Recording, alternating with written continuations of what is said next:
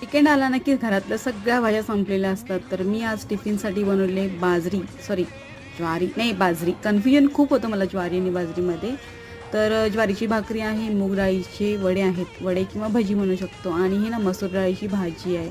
त्याच्यामध्ये मी कांद्याची पातसुद्धा टाकली आणि भात ठेवायला म्हणजे राईस ठेवायलाच मी विसरली होती. व्हेज पुलाव बनवलेला आहे सिंपल असा. त्याच्यामध्ये थोडंसं मशरूम टाकलेलं आहे आणि गाजर, बीट, मुळा यांची मिक्स कोशिंबीर आहे. फ्रूट आहे, स्नॅक्स आहे. आजचा टिफिन पॅक करून मी निघाले ऑफिसला आणि पाऊस आहे खूप राजाबाबू स्टाईलनं छत्री पकडलेली आहे. भिजायला तर थोडं झालंच होतं. पावसामुळे ट्रेनही लेट होत्या त्यामुळे मस्त आरामातच मी चढली आणि बसायला सुद्धा सीट होती कारण की लेटची ट्रेन पकडली होती. जे रुटीन आहे ते मला आवडतं. ऑफिसमध्ये गेल्यानंतर भरपूर सारी कामं केल्यानंतर संध्याकाळी जेव्हा वेळ होते निघण्याची तेव्हा नाश्ताची वाट बघत बसतो आणि आज नाश्ता आलेला आहे गरम गरम समोसा. असं तर मी रेग्युलर ऑइली नाश्ता नाही करत, कधीतरी बिस्किट सुद्धा घेते, पण आज माझ्या आवडीचे समोसे होते की झणझणीत पुदिना चटणीबरोबर खूपच छान लागत होते.